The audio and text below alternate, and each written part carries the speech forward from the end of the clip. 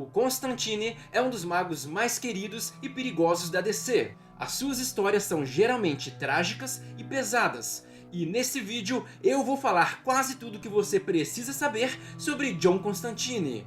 Falarei sobre suas origens, seus aliados, suas equipes e também o que levou ele a ter uma das personalidades mais controversas e perigosas de todas as HQs, tornando ele um sujeito temido, odiado e respeitado. Para saber mais sobre John Constantine, venha comigo e seja muito bem-vindo ao Planeta Diário.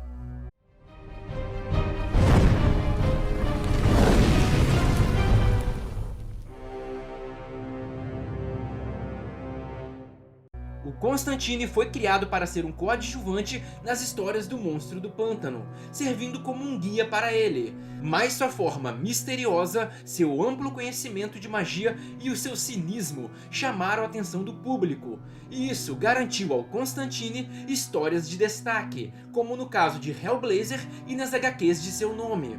Mas agora vamos ver a história desse personagem. Constantine parecia ser uma criatura amaldiçoada mesmo antes de seu nascimento. Afinal, ele foi o responsável pela morte do seu irmão ainda no útero de sua mãe.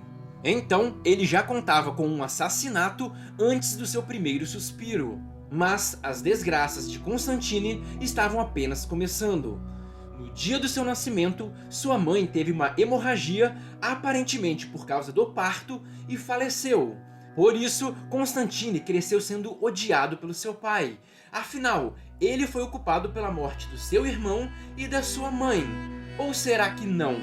Na verdade, todo esse sofrimento e culpa do Constantine foi uma mentira, pois posteriormente foi dito que o que gerou a hemorragia de sua mãe foram os remédios abortivos que o seu pai dava para ela, pois ele não queria mais filhos. Só que como é muito mais fácil culpar os outros do que reconhecer os seus próprios erros, o seu pai assim o fez, culpando John Constantine pelo acontecido. E além de tudo isso, durante a sua infância e início da adolescência, Constantine viu seu pai se tornar alcoólatra, ser preso e até ter um membro decepado. Mas após tanta tragédia, Constantine se muda e se afasta de sua família. E o Constantine agora passa a participar de grupos ocultistas, onde aprendeu os seus primeiros rituais e encantamentos. E nesse mesmo período, Constantine forma uma banda chamada Membrana Mucosa e passa por sua mais traumática experiência. Quando a banda do Constantine chega a um clube chamado Casa Nova, eles encontram vários corpos e uma menina chamada Astra totalmente em choque. Astra conta dos abusos que sofreu do seu pai e que um elemental do medo matou todos que lá estavam. Constantine tenta resolver a situação invocando um demônio, mas por não saber o verdadeiro nome desse demônio, ele não teve controle sobre o mesmo, que matou uma de suas amigas e levou a Astra viva para o inferno. Sim, a menina que ele jurou proteger foi levada em vida para o inferno. E essa história é o mais incrível momento do Constantine nas HQs. E eu conto essa história toda em detalhes nesse vídeo. Esse vídeo é um dos vídeos mais bem recebidos e elogiados do canal. Então se você gosta do Constantine e quer saber mais sobre esse personagem, veja esse vídeo, vale a pena.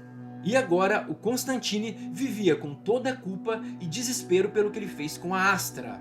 E esse remorso, com o passar do tempo, foi corroendo a mente e a sanidade do Constantine, chegando a levar ele para um manicômio. E depois de se recuperar minimamente e sair do manicômio, Constantine percebe que precisava se aprimorar para evitar que coisa semelhante volte a acontecer.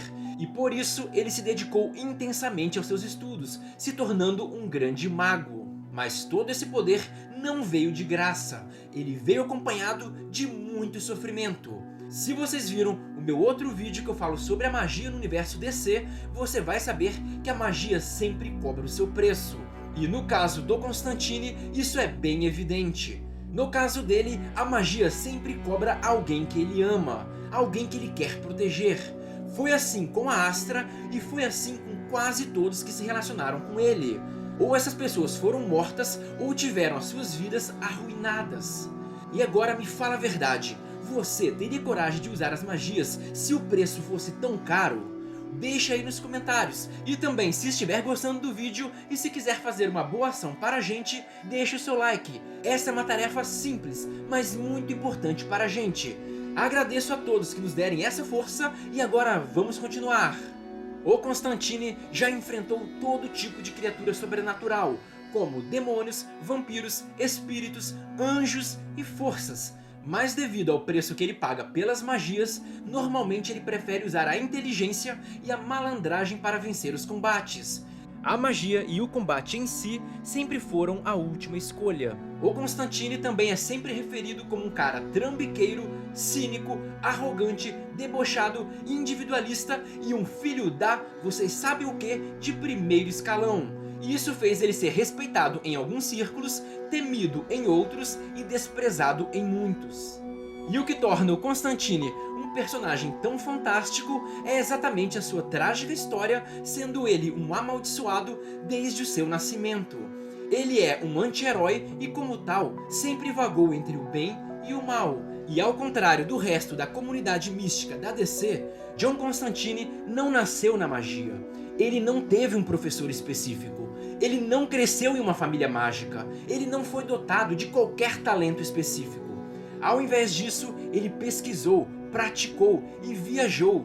E por pura força de vontade, conseguiu se tornar um dos magos mais poderosos e perigosos do universo DC. E ele é tão inteligente que ele é conhecido como um Batman com magias, mas sem dinheiro e com pouco caráter. E após os Novos 52, a história do Constantine foi mudada e todos esses dramas do seu passado foram removidos.